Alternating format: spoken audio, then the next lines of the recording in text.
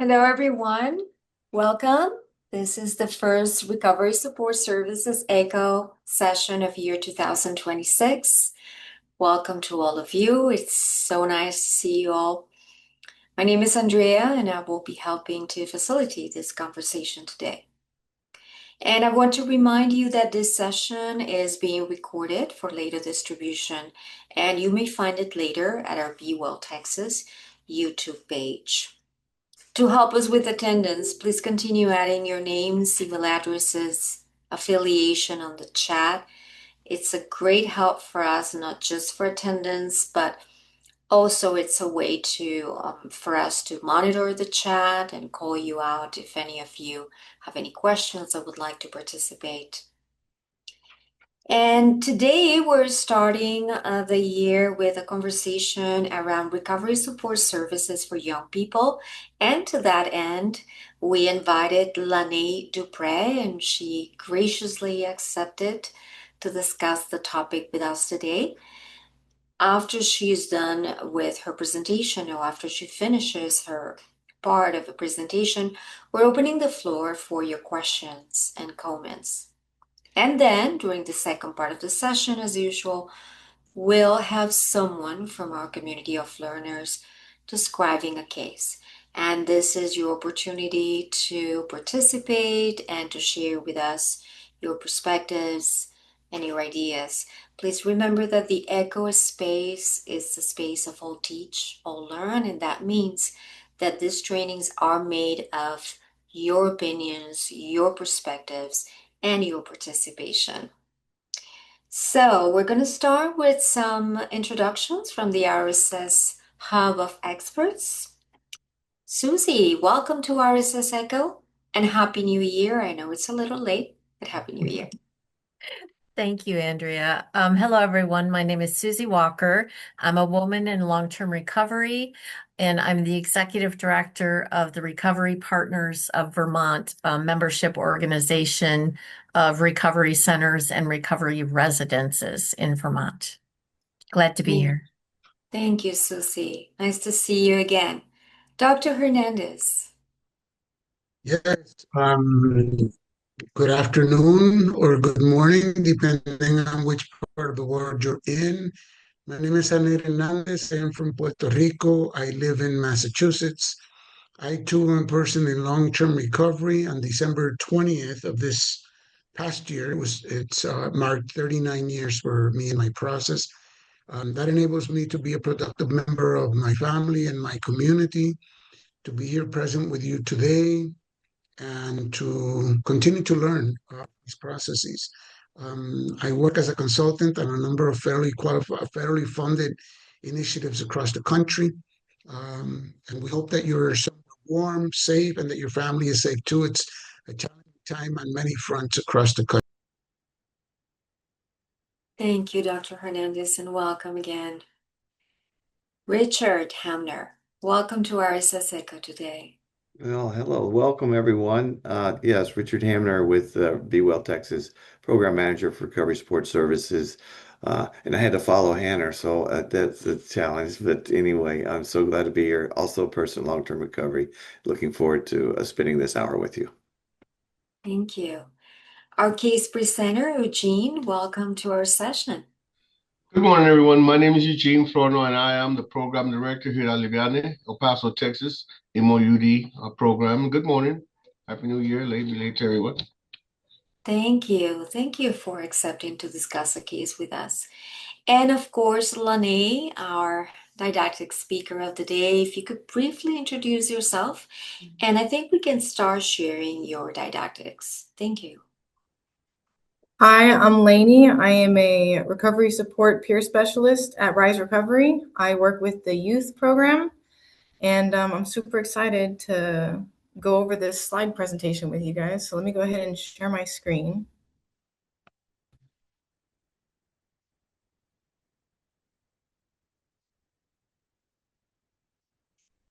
Okay, so we've got adolescent engagement and recovery support services.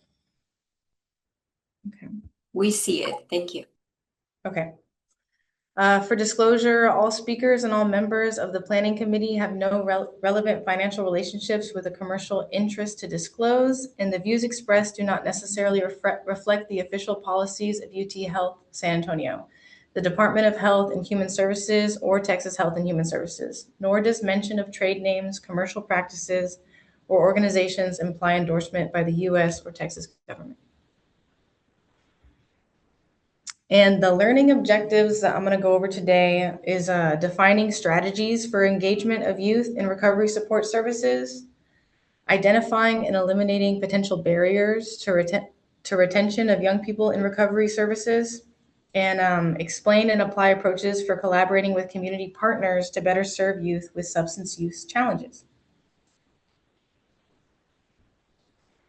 So the first part of engagement is as soon as a kid walks into the door, what are they going to see? It's the atmosphere, the furniture, the games, the coaches, having snacks readily available. You want a youth-friendly environment. So here at Rise, in our youth building, you walk in and we have cubbies, we have a media room with bean bags, we have snacks for them, we have a pool table, a ping pong table, things like that to kind of draw their attention, right? And then for the peer coaches, so the RSPS that work with the youth are younger and they present themselves in a non-intimidating way, right? We don't leave our keys hanging, we usually tuck them in, and we keep authenticity over professionalism. Adolescents are encouraged to have agency in the recovery process, engage actively in decision-making, and express their opinions and needs about these services. For someone to be engaged in their own recovery, they have to kind of take the wheel of it and decide what they're going to do with it, right? So for engagement, measuring engagement, attendance consistency, right? So like how often are they showing up to the services? Participation, are they speaking in meetings? Are they engaging with others? Are they sharing on topics? Self-advocacy, are they able to advocate for themselves? And then building trust, are they able to share things with others and open up and get vulnerable? One thing about engagement is that it does not equal compliance, right? Slips do not equal failure. Any positive change counts. One thing that I find with the youth is that whenever they make mistakes, they beat themselves up over it so hard, right? So it's really important to like emphasize on all the positive changes that they're making, right? And slips don't equal failure. Relapse is a part of recovery for a lot of people. And the youth individual is the expert in their own recovery, and that kind of goes back to that quote. They have to really take charge of their own recovery process to make it their own. A lot of times youth don't want to be told what to do. It makes them kind of like rebel against it more. Meeting the youth where they're at, having drop-in options, flexible schedules, food incentives. Here at Rise, we have an open schedule at certain times, like kids can come in and talk when they need. And then the food and incentives, it's easy to like lure them in with snacks, right? And incentive activities, that's like if they're showing up and doing what they're supposed to do. If they come to meetings, then we offer activities on Fridays, but you have to come to a meeting in order to engage in those activities, right? And so previously measuring engagement, it was measured by initiation, attendance, and retention in treatment. But defining it this way is deficient because compliance doesn't equal engagement. Focus groups designed by youth researchers and university-based partners categorized engagement into 5 categories, and they call it CARES. So the first category is conduct. So that's the behaviors, the actions.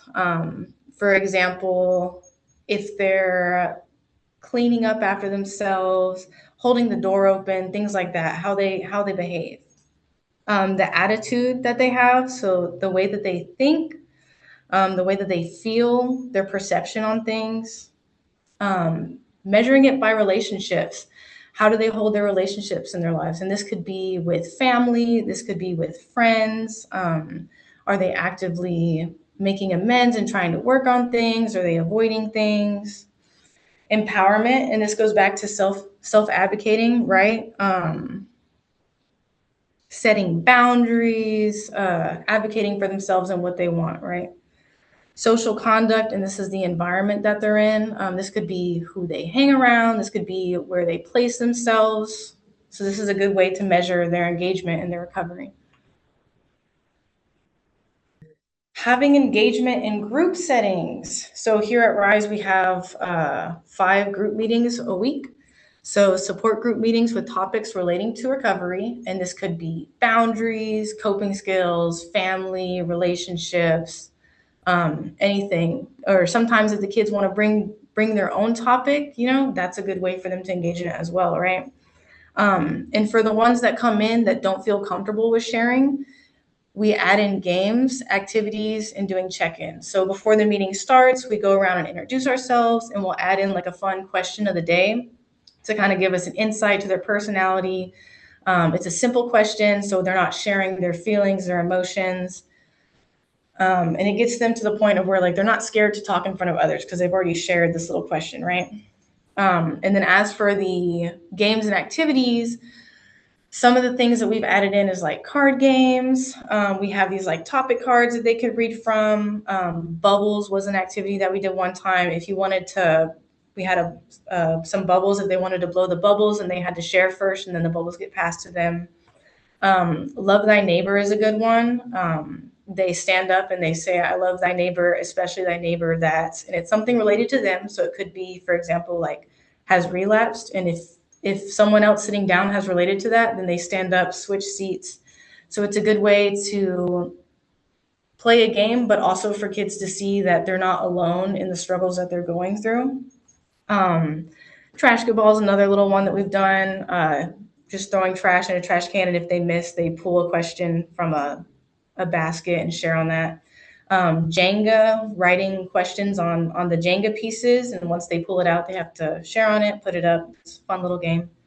And the importance of adding these things in is that it captures kids' attention, and it helps to support interactions in the group settings, because it can be really hard for kids to want to open up. It can be scary whenever they're in a group setting with people that they don't know yet, and they're not comfortable with talking about their feelings because they've been holding them in for so long. So it's a good way to pull their engagement. As for social activities, the incentive activities following group meetings, like I mentioned, here at RISE, we take them on activities 3 times a month on Fridays. And in order to attend that activity, you have to attend a group meeting. And it teaches the youth how to have fun in sobriety. I know for me personally, when I was a teenager, I didn't know how to have fun unless it involved substances, right? So it's a good way to teach kids that there is a way to have fun and to enjoy life without using these things that harm us, right? It helps connect them with the inner child, certain activities that we do, right? We've taken them to the lake before. We've taken them to the movies, just little things like that. And then fellowship after meetings. At the end of the day, we'll go to fellowship. They go with their parents. It's a good way for us to all kind of like connect and just talk afterwards. And then removing barriers. So some barriers that kids might not have is transportation, right? If their parents don't want to bring them to recovery support services, offering transportation is a good way to break that barrier. We offer transportation Tuesdays and Thursdays.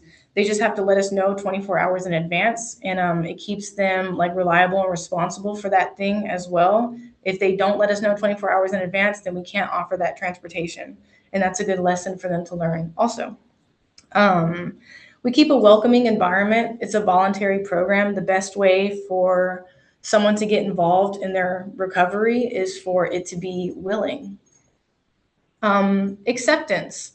Meeting participants where they're at, non-judgmental, just accepting them for who they are, for where they're at, and being willing to support them in their journey.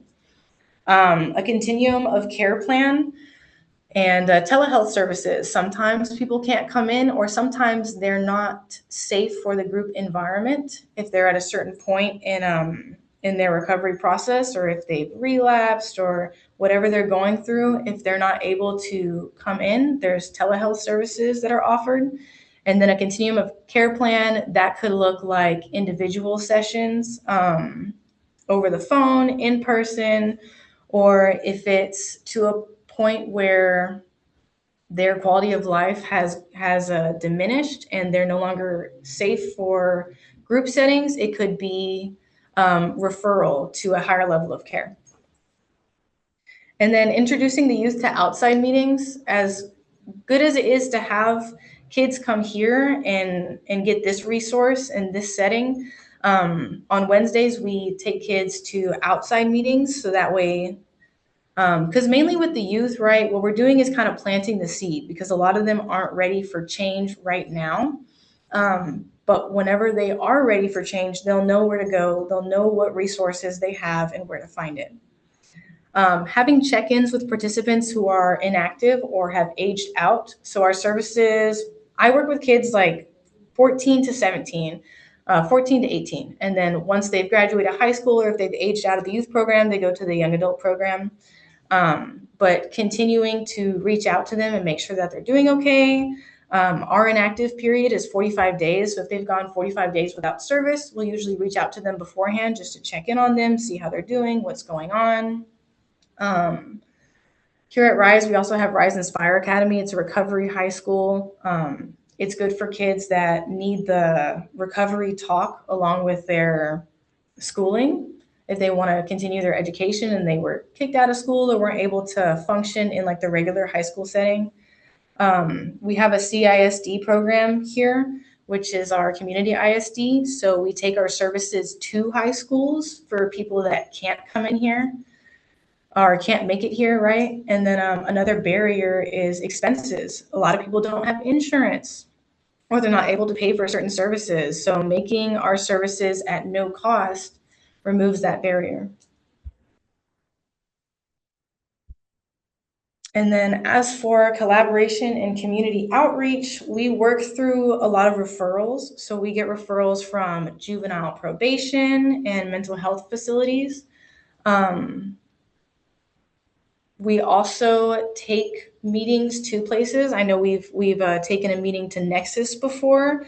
So for community outreach, we'll reach out to certain facilities and groups and get a partnership going with school districts, like our CISD program, and also taking education over there. We have like certain education classes that we teach, if it's like fentanyl awareness or the effects of vaping and some other ones that we take to schools and we have presentations on them and we talk to the kids about it.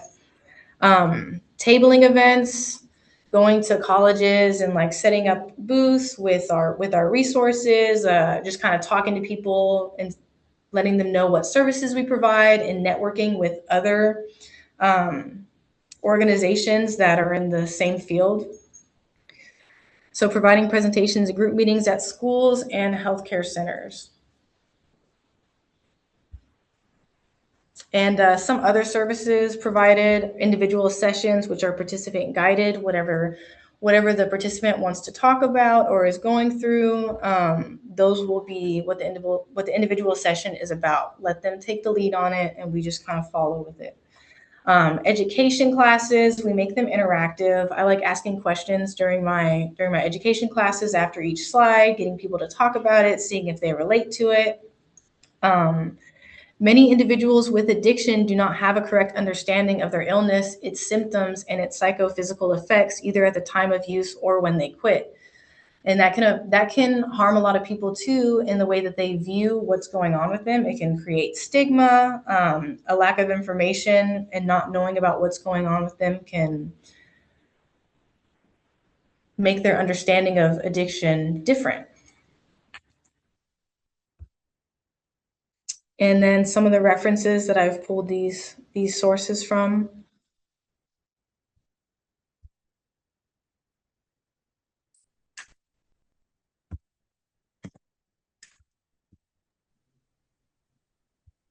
And then I'll go ahead and open it up for questions.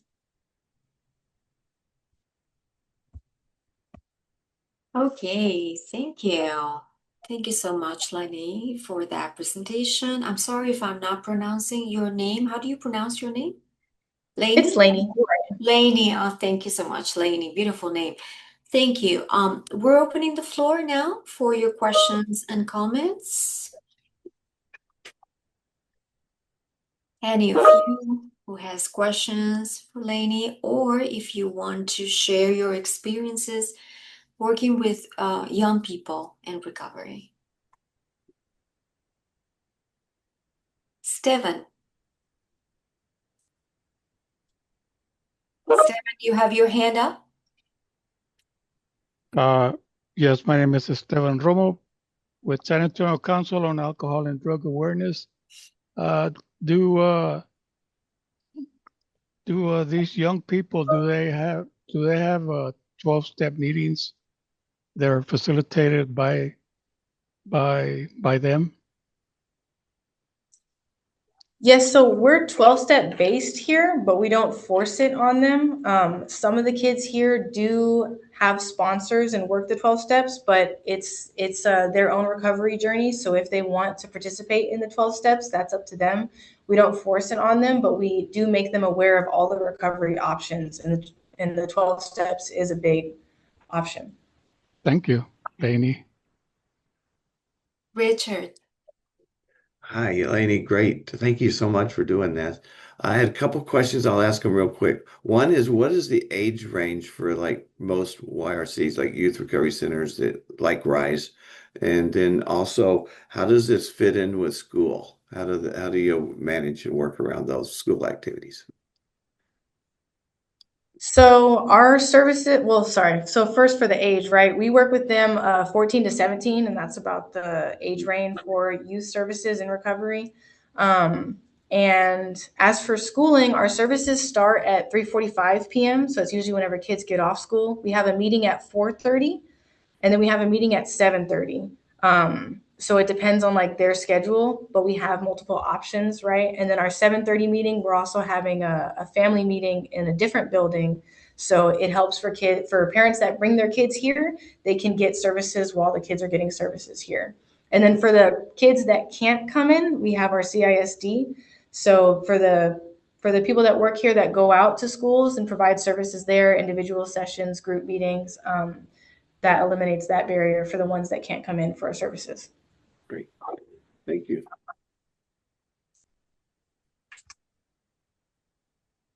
I have a question myself, if I may. Mhm. How involved are the parents, or how much emphasis does the organization put in having parents or guardians or adults involved in their lives into their recovery efforts? Oh, we love to have family engaged in it. That's why we have our family support meeting at the same time as our youth support meeting. Unfortunately, some kids' parents are not so involved with their recovery. Whenever they come in for intake, we give them the resources that we have. We tell them that it's good for them to be engaged in their recovery because it's a family disease. It doesn't just affect the one person, right? It affects the whole family, but it really just depends on the family. A lot of kids' parents are really involved in their recovery and they seek support services themselves, but some of them don't and they're just not interested in it. I see.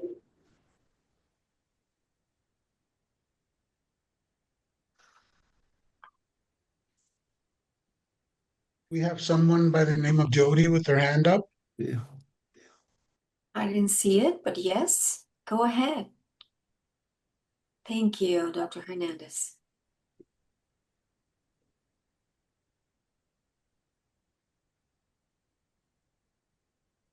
Can you hear me? Yes, There you are. Yeah. yes, if you can turn up the volume, that would be great. Turn it up or down? Up. Up. Thank you. Can you hear me now? Yes. Okay. You mentioned the cares, the conduct, attitudes, relationships, etc. Do you, when you do the intake with the young people, do you go through that with them? Your expectations of them in the program? So I don't do intakes. We have an LCDC that does intakes, but we have like certain boundaries that they go over. They do a biopsychosocial because we also have counselors here, other services that are provided. So they do the whole biopsychosocial. But we do have boundaries and like expectations that are gone over. And our boundaries are like our rules, but we don't want to present them as rules because it creates like a different attitude towards them. And then there are consequences following those certain boundaries being broken, whether it's like being put on individual sessions for 3 weeks and not being able to attend group meetings, things like that. Thank you.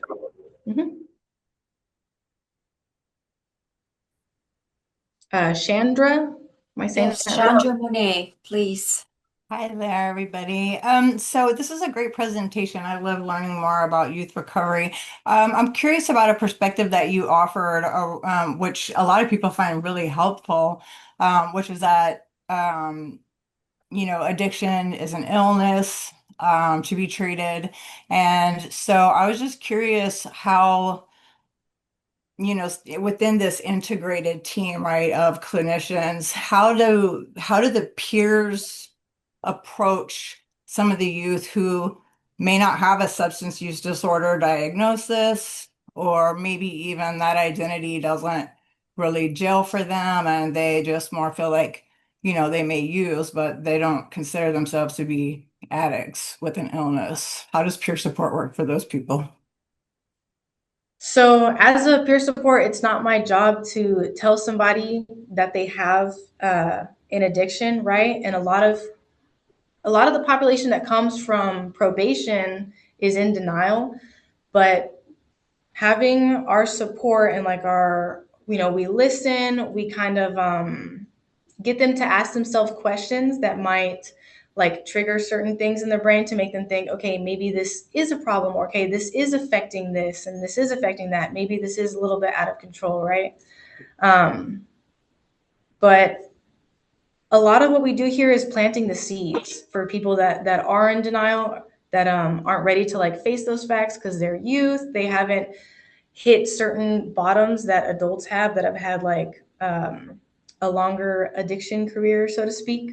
So it's really about planting that seed and just keeping that, I support them at where they're at. If their goal is to get off probation or to pass drug tests, then like I will help them explore ways that they can do that until they eventually kind of come to that conclusion themselves that they do have a problem and that they're looking for help. I see. Thank you. Thank you, Susie. Yes, thank you. Chanda's question reminded me of when I was a recovery center director and we were partnering with our local youth services organization to try to offer space and programs for youth. What we learned as far as meeting youth where they are is that they may have different language and they didn't embrace the term recovery. They more wanted to talk about wellness and making lifestyle changes, and it was just we had to unlearn some of the things that worked in I guess in our adult programming and just hear from the youth how they talked about the changes they were making in their lifestyle, how they were changing patterns for their wellness or for the way they engage socially. Have you encountered that? I was curious how that shows up in your work, if it does. So the training that we took kind of and it helps that I'm young too, so I can like relate to them more in their language. But the training that we took also, that's part of like meeting them where they're at, right? The language that they use, because they may have different definitions for certain things, right? And like recovery is not linear, it's not a straight line, it's up and down. So it's nice to hear where they're at, and like they'll have like this definition for it for something, and it's not necessarily that, but if it's their opinion on it and it's where they're at, like I accept that and I support them with that. But yeah, it is interesting seeing that, and a lot of times people just want to improve their quality of life, and that could look different for everybody.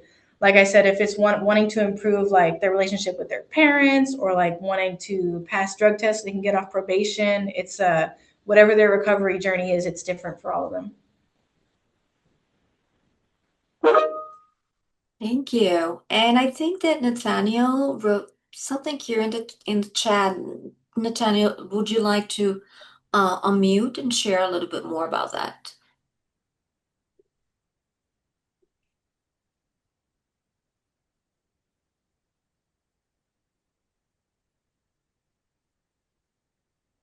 Okay. If you can, I just can read it. It says, I have shared my juvenile troubles in my past due to my addiction and behavior due to my drug use. Just overall problems addiction caused me, letting them know that I have been there just like them. Well, thank you for that. And I know we have some other comments and questions, but just because it's 12:32, in the interest of time, we're going to be moving very quickly to announcements, and then we may go back to some of your questions and comments while we're discussing our case during the second part of the session. So, Julio, if you can share the announcements, please. Thank you. And if you want to claim CEU credits for today's session, please remember to answer the post-session survey and answer yes on the question about CEUs. Your certificate of completion will be sent to you 2 weeks after today's session. Next. And the Center for Substance Use Training and Telementoring, CSTAT, offers free technical assistance services. Technical assistant provides expert support to enhance substance use prevention, treatment, and recovery efforts. Please go to our webpage. We're sharing the link with you. There is a form there, and once you complete it, someone will get back to you in approximately 3 days. This is a free service that we offer to all of you in the community. Next. And we still have registrations open for the Texas Substance Use Symposium. We're really excited about the symposium this year. It's going to be taking place at the Henry B. Gonzalez Convention Center on March 2 and 3 here in San Antonio. We're sharing the link with you. We'd love to see all of you there. So please join us. Next. And of course, next month, we'll see you here on Wednesday, February 25th, for our next session of RSS Echo. And now, if possible, we're going to start sharing the case form. And Eugene, thank you again for being today with us and sharing this case. And while we share the form, if you can walk us through the case. Thank you. Well, first of all, good morning, and for some of you, good afternoon. And I would like to apologize to you, Ms. Andrea, because I missed the group huddle. I was kind of getting my computer worked on at the last minute. No problem. You're here. I apologize for that. It's okay. And so, with that said, there was a little mistake that I made on the form itself. My client, or the client, he's 35 years old. He's very, very young. He is a male, and he has been in our program for quite some time. And so the situation for him is that he was admitted into our treatment program years ago, and he was admitted to the program at that time. And like with all of our clients, it's for OUD, for opioid use disorder. And so in the beginning, when he first came into the program, he was focused, committed to staying opioid free, and it went on for about a few months or so, into a year, and then he started testing positive for alcohol, benzodiazepines, amphetamines, opiates, and marijuana, and it continues to do so. But the frequency of it is that he'll test positive sometimes for benzo, sometimes for amphetamines, and rarely for opiates, but he does test positive the majority of the time for alcohol. And so his goal has always been, well, our main goal is always to maintain opiate free. That is our primary goal. And so along with that, does come other challenges, along the pathway, which we try to address to see how it is we can help them to, build a better quality of life. And so his goal has always been to try to be opiate free. You know, drugs in general, step away from them. However, those challenges continue to persist. And so along the way, he's had housing issues, employment issues. And so some of his obstacles that he has had, he's been homeless, uh, um, substance use, of course. His father and his partner passed away recently, within a short period of time. His mother still lives, here in El Paso, and he has communication with her when he wants to, so it's not very, very good. Um, he does have a brother that also lives here in El Paso, and so he has communication with him as well when he wants to. Um, he had reported, that he's been sexually abused by a friend, physically abused by his partner. So he's had those issues, which has caused him, some trauma, some issues emotionally. Um, he is very, very intelligent. This is a very, very intelligent client. He's very articulate. He has really good book knowledge. He knows a lot. And so when I'm even surprised sometimes when we're sitting here, he starts the conversations, and I got to go to my Google and I got to try to see where we're at, so I can kind of stay with him. And so it's not like he's lacking any type of mental capacity where he's not understanding of the natures of life, so to speak. And so he has been, working towards his bachelor's degree in physics. He does, like I say, he has communication with his brother. His brother lives, in the area. And so the issue has been, or continues to be, is that I've been trying to get him, to find some help with his alcohol use, because that's kind of something that's been, in the forefront, as a recent, it's been causing him a lot of issues. It's been mostly his alcohol use, whereas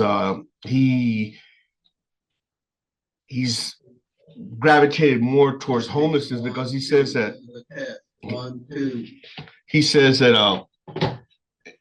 homelessness is something that he's very familiar with, something that he's gotten used to. It's sort of like more of an accepting of a lifestyle for him, because of whatever reasons, that he may have, which we do know that has more to do with his employment and his financial state.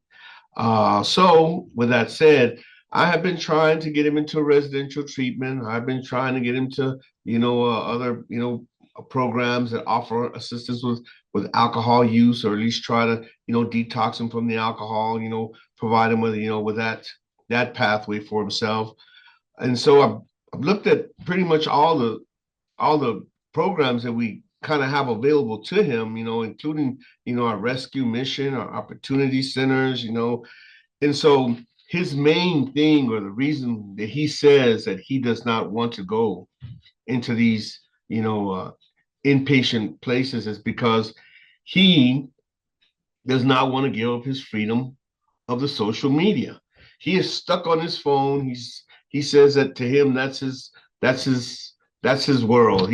Social media and smoking. So he does not want to stop smoking. He does not want to give up his social media, and so he continues to to have some setbacks, and in his day-to-day living, because he does not really want to see those avenues that could be more beneficial to him, perhaps, getting himself together so he can go back to school, so he can get employment, things of that nature. And so my question, or maybe asking for maybe some, advice from you all, is, what do you do to try to provide an individual with housing opportunities, who has this, I guess you would say, setback that he doesn't want to give up his social media and smoking. I know that a ways back, when they stopped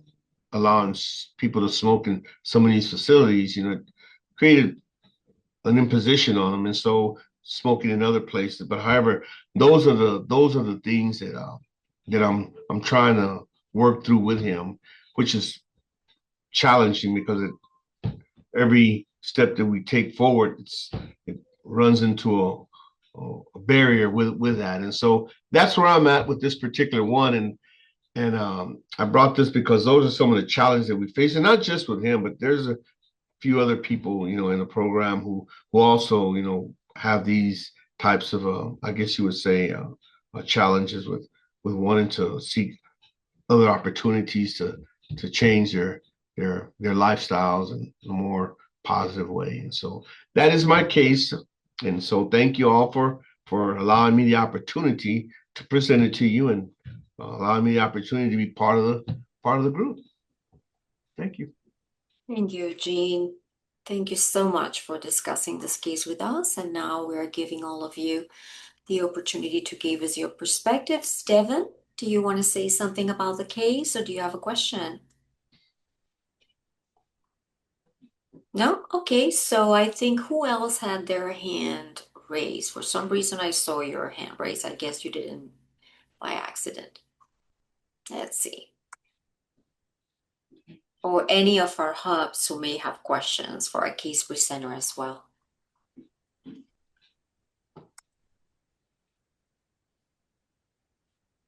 Richard. Sure. I'll jump in there. There's a couple of things that you said and I kind of identified. Now, I want to fall back on, it sounds like he has a lot of trauma in his history, right? And so what steps has he possibly taken, or have you maybe been able to connect him with mental health specialists or someone to maybe work on the trauma? And I think some of the other thing, a couple of other questions too, was just kind of what's preventing him from meeting his goals of continuing school and identifying those, and more of an MI approach and asking him what he thinks is preventing him from keep meeting those goals. A couple of weeks ago, when I sat and I spoke with him, we did discuss his mental health and how he was going about trying to seek resources for it. And so he had an appointment, and he's had several appointments with our local mental health authority, which is EHN. And he said that he has a hard time communicating with him because one time he lost his phone and then he got his phone back. And so with him, everything always comes back to his ability to communicate and be on social media. And so he said that he was going to try to reconnect with them so that they can maybe give him another appointment to go back and seek some resources for his mental health, because that is an issue for him. And so, like I said, it's always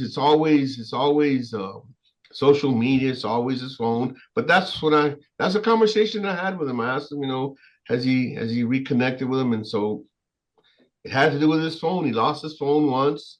Now that he has his phone back, he says he's going to try to, reconnect with him, and some other things that he's trying to get into. And so that's where we're at with the mental health part. I could only, work so much with it because it's out of my expertise, so to speak. And so that's where we're at, Mr. Richard, with him. He lost his phone the first time, and he couldn't get in touch with him. I mean, I told him you could go to the building and, sit there and speak with him, and, doesn't always have to be over the phone. And yeah, okay. And so he brushes me off with that. And so, okay. And so that's where we're at with that, Mr. Hammond. Thank you.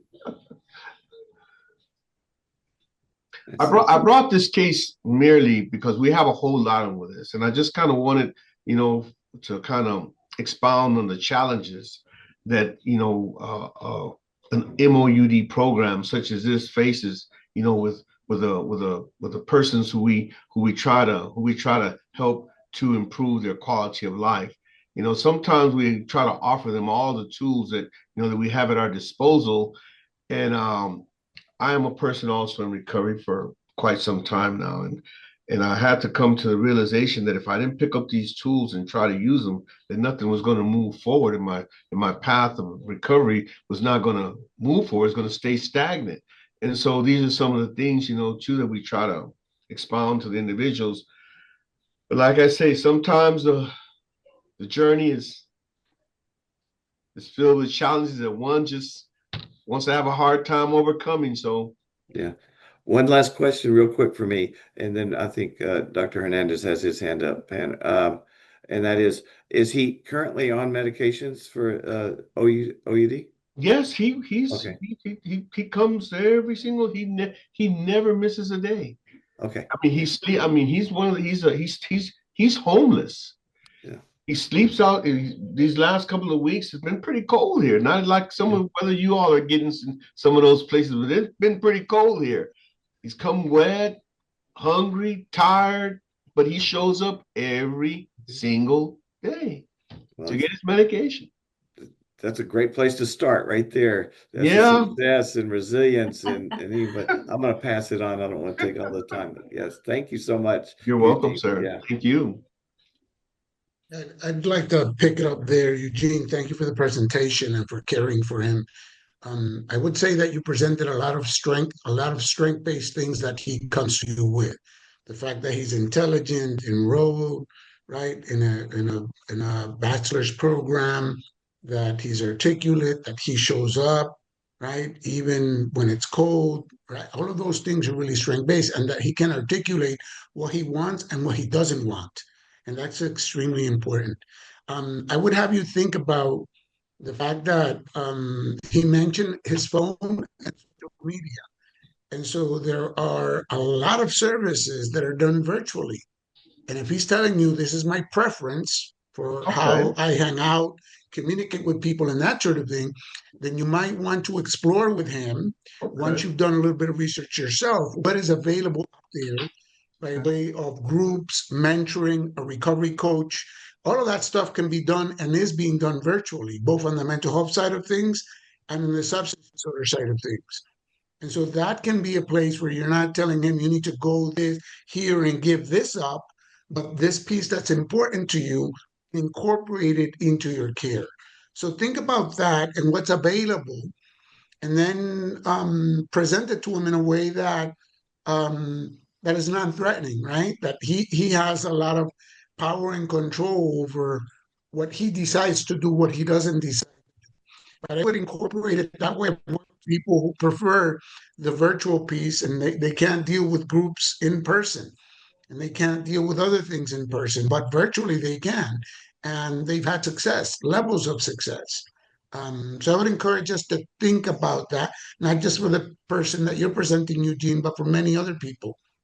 Well, for this gentleman in particular, I'm going to take your suggestion. I guess I was wanting for him to take the initiative and move all that forward for himself. But I'm going to go a little step further for him, and I'm going to maybe reach out to maybe a couple resources in view of that virtual stuff, so I could present it to him a little bit more on a plate for him. I'm gonna take that step for him. I'll look at two places that may be more of a suitable for him. Maybe not something that he can maybe stay at, but maybe at least get him, conversating with somebody. So I'm going to take that suggestion. I was hoping that he would take the initiative and go and kind of get it rolling, but it seems like he's just putting it off, and so I'm gonna have to roll him a little bit harder on it. So I'm going to take that suggestion. So I appreciate that. I'm gonna do that. I'll do that. Thank you. Brett Foster. Hello, guys. Good to see Hello. y'all again. Yeah, great job, Eugene. I was going to just mention that, I mean, those all sounded great. Maybe adding that to the repertoire of what you're offering, but, sometimes, and I don't know, you may have mentioned it, I missed it, but like, is the person working, or how is he? I know you said he's working on his degree, but is he is he working somewhere? Is he making money somehow? And if not, maybe connecting him to a day labor situation or something. I mean, I know that's, not for everybody, but like if sometimes people tend to ex do better in other areas of their life once they start working, or it's been my experience, and start, feeling a little bit better about themselves, a little more confident and things like that. But I don't know. That's about the only other thing I could think of besides what's been already been said. Mr. Foster, about maybe 3 months ago, 3 or 4 months ago, he did have a job. He had a couple of jobs working, in the fast food. He was making money working in fast food, and he had a somewhat of a place to stay. And so, unfortunately, his alcohol use um, caused him to lose those jobs. And so he started carrying a bucket around after that, because I used to talk to him about, the bucket and washing windows. And so he found a spot, at a restaurant that's not it's one of those hangouts where people go. But anyway, so he started doing that. And so he found it a way to make the quick, easy money. A lot of, some of our clients, they professional panhandlers. That's what they do, so there's nothing wrong with that if you have a need for it. But so he fell into that, and he just stopped wanting to go search for other employment. Then with the homelessness and not being able to keep himself hygienically, suitable for looking for a job, he just kind of found himself in a rut.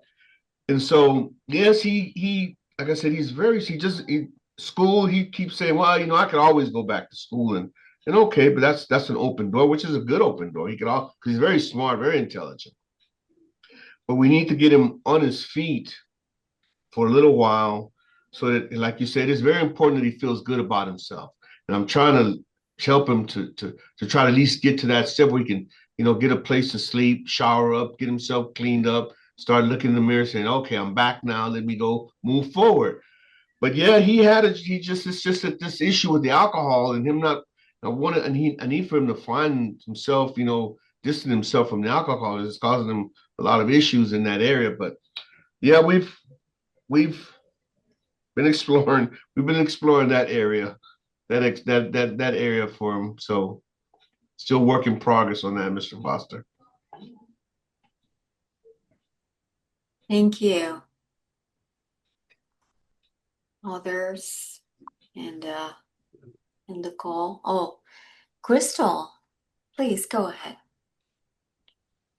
Hey, Eugene, Good and morning. everybody else. Good morning. This is a Hello. really, really, really great. I was okay because I know you said that he was doing some kind of AA at one time. So now, is he clean and sober now, No, he's or not. he's back and forth? No, unfortunately, he's not. He's not. He's not. He's not. He's not free of the substances. He can do without the benzos, amphetamines, opiates. He can manage to, come out clean, for those things, here and there. But the alcohol is what's it's and I understand that, being homeless, it's not easy. I used to be homeless, and man, it's a very difficult, it's very difficult, sleeping out in the cold and the heat. And so you got to get yourself, I'm not condoning anything, but man, it's, got to numb yourself to some of those situations when you're out there, and so he's doing the best that he can, I guess, to maybe, endure the situation is. So it's keeping him from staying clean. Is there like any like because I know here in Houston we have like what's called the Star of Hope. And it's a homeless shelter which gets him off the streets, but they also have a drug and alcohol program that the men can participate in. So, and he can still be able to have his phone and still be able to because he smoke cigarettes or whatever. Is the cigarette issue he's having a problem with smoking, He's or is it the he drug? It's his phone. He doesn't want to give up his phone because in some of those places they do not allow you to, to have a phone. You can't use your phone, and you cannot smoke. And I know that in Houston, you have a lot of resources, and there's a lot of good places in Houston where you can find. And it's very sad for me to have to say this, is that stigma is still very pervasive here in El Paso, where there's some places here that if you're on methadone or Suboxone, they will not let you into Right. their shelters. I find that to be very, very saddening, and I've tried to address that, but to me, that's a very, very that's very heart wrenching to have to have the doors closed on you because you're on a program that actually has a prescribed medication for the disorders. But anyway, that's a different topic right there. But yeah, we're trying to. But I think I'm gonna take the suggestion that the doctor gave. I'm gonna contact a couple of places and see if they can work with him over his phone. Maybe, not everybody wants to do virtual therapy. They want you to be in the group, in the place, and then, some people. But I'm gonna see if I can find them, maybe, something that he at least connect to keep his self-esteem up, so he can maybe, I gotta roll him hard on this one, a little bit harder than I've been doing. So I'm gonna use that as a way to maybe get into that scenario. But yeah, ma'am, Miss Phillips, there's places here in El Paso where you cannot get into if you're not in recovery, so to speak, drug free. It's sad to say that, but that's another obstacle that we're having to deal with, to top it off with. Thank you. Thank you so much, You're Eugene. welcome, ma'am. Once again, And that thank you, has Miss been a Phillips. great case. And I think there's a lot that can be said about this case. It's very interesting. And I'd like to turn it over to our lead expert of the day, Richard Hamner. And I heard the word clean several times in this session, and that's fine. We're all here to learn from each other. But I don't know if our lead expert, as he closes the session, we can very quickly revisit the use of some of these words. Richard, go ahead and take it away. All right. Well, welcome. No, it's great.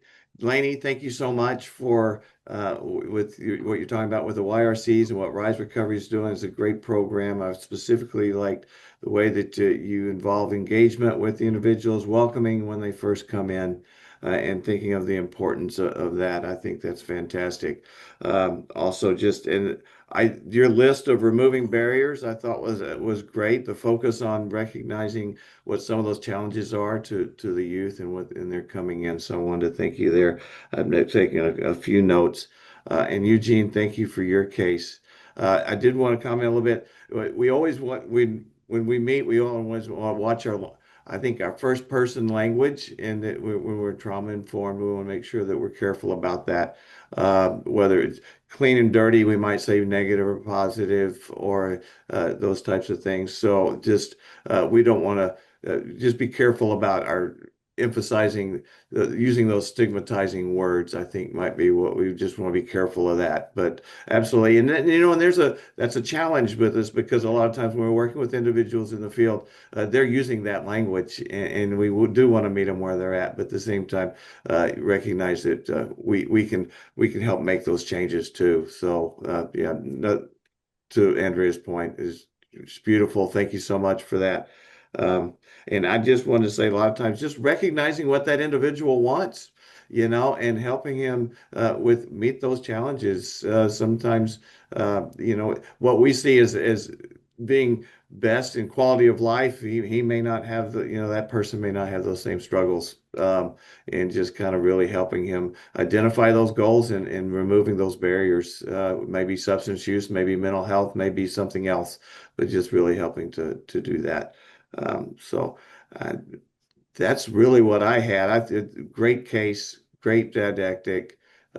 Really enjoy, especially speaking about the youth and then working with it. We have so many individuals with some of those similar challenges. Eugene, sounds like you do too. Hang in there. Sometimes uh, we need to want for them what they want for themselves, and that's sometimes tough. It might not fit what we think is best. Thank you. Thank you. Thank you, Richard. Thank you to all of you. I will see you next month. Please don't forget to answer your post-session survey and have a great rest of your day. Thank you. Thank you.